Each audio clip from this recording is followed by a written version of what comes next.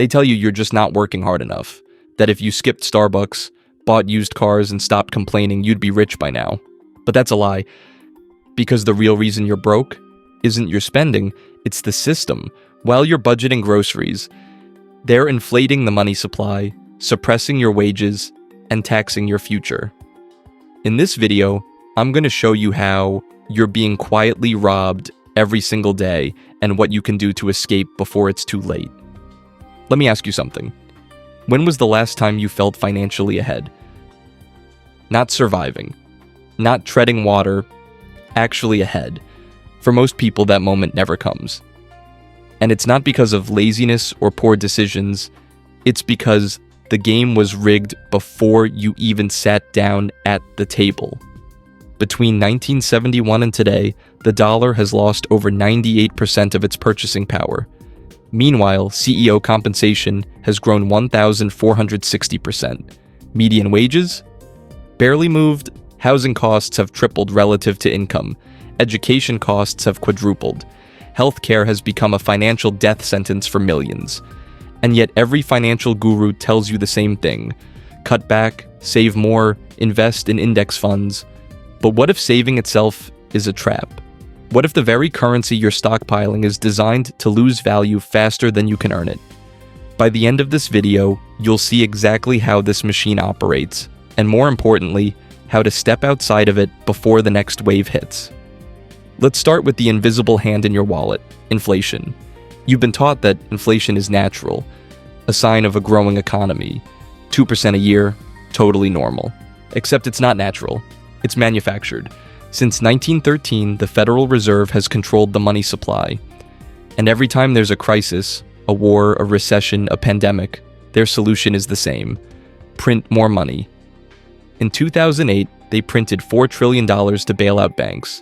In 2020, they printed another $5 trillion. That's more money created in 2 years than in the entire previous century. And where did it go? Not to you. It went to corporations buying back stock, to hedge funds acquiring real estate, to the wealthiest 1% whose net worth grew by $10 trillion during a global pandemic while you fought over toilet paper. This is called the Cantillon effect. Those closest to the money printer get rich. Those furthest away, you, get poorer. Your wages don't rise fast enough. Your savings lose value. Assets you need, homes, education, healthcare, become unaffordable. And then they blame you for not budgeting better. Meanwhile, the ultra-wealthy don't hold cash.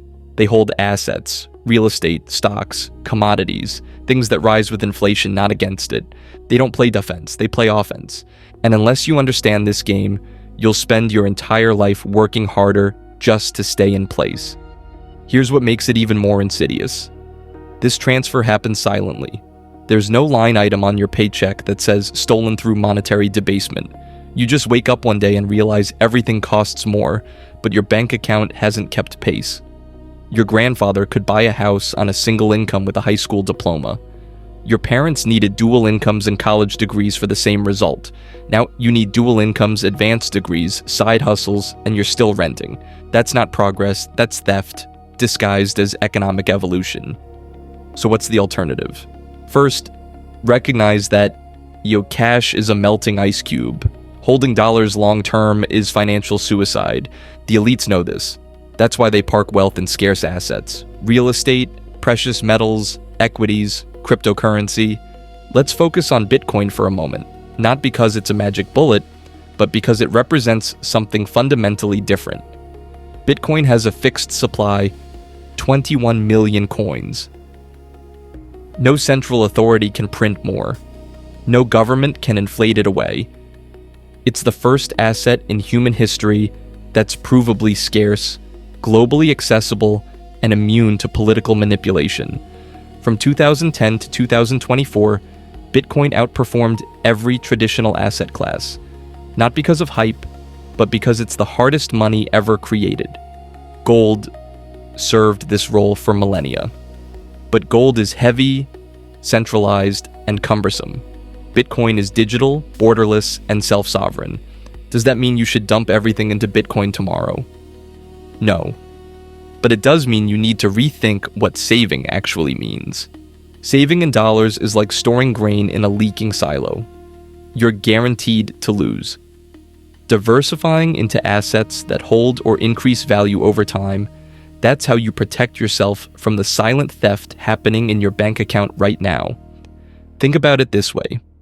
The wealthy don't ask, how much cash should I keep? They ask, which assets will preserve my purchasing power over decades? That's the mindset shift that changes everything. When you hold assets instead of currency, you're no longer playing their game. You're playing yours. And here's the beautiful part. Once you see it, you can't unsee it. Every financial decision becomes clearer. Every talking head on television becomes transparent. Every politician promising solutions reveals themselves as part of the problem. You become financially literate in a world designed to keep you financially blind. Now let's zoom out and see just how deep this goes. The average American household now needs $110,000 a year just to maintain the lifestyle that $60,000 provided in 2000. That's not progress. That's regression disguised as growth. Meanwhile, the official inflation rate says everything's fine. 2 to 3% per year, manageable.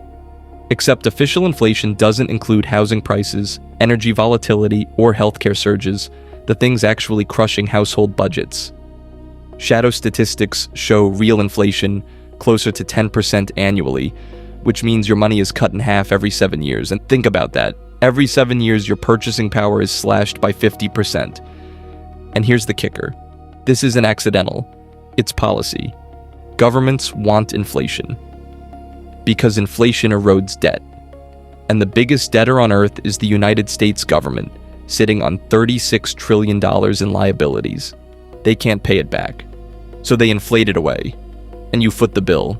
Look at what happened in Weimar Germany, Zimbabwe, Venezuela, Argentina. When governments print recklessly, citizens suffer hyperinflation. Savings evaporate overnight. Entire generations lose everything. But that can't happen here. You say, why not? Because we're America. Rome thought the same thing. So did every empire that debased its currency throughout history. The pattern is always identical.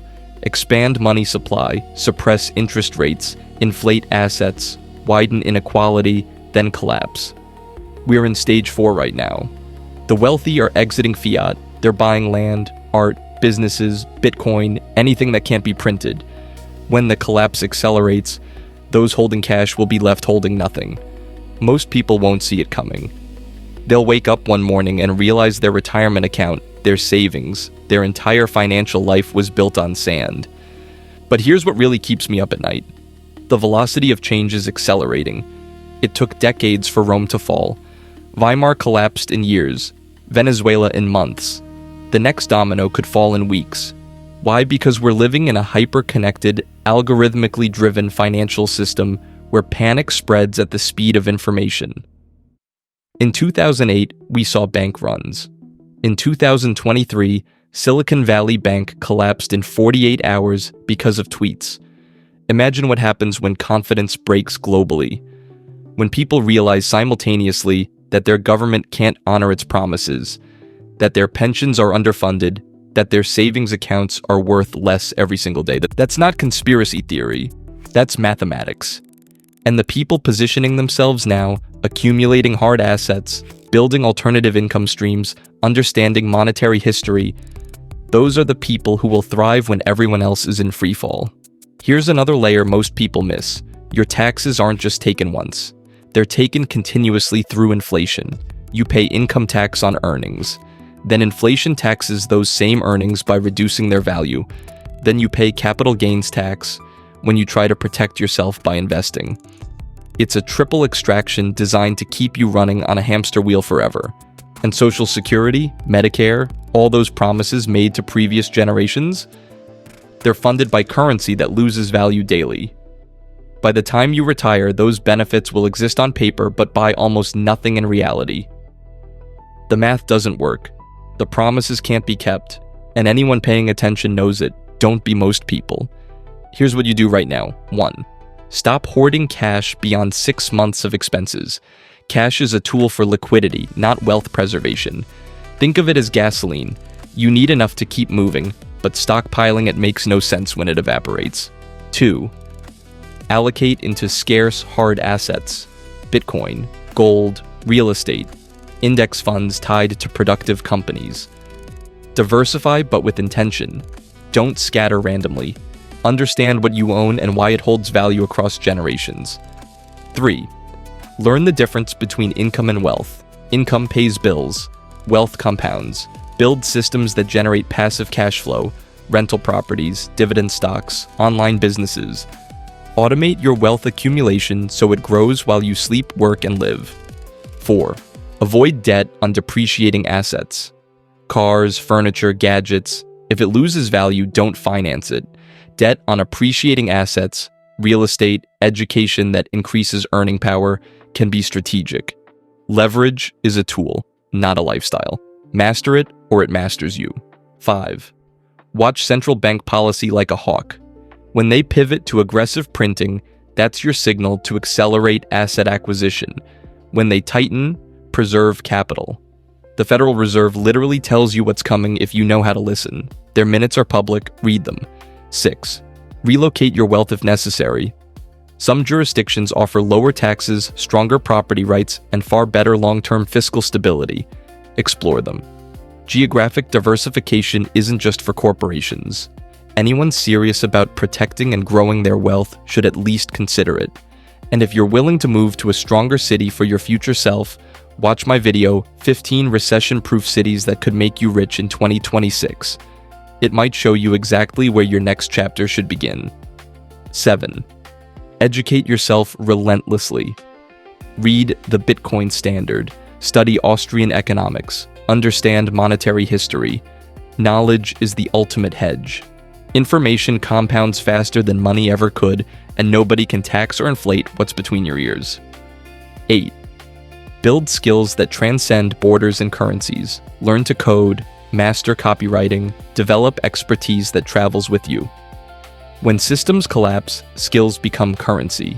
Your ability to create value is the one asset nobody can confiscate or devalue. 9.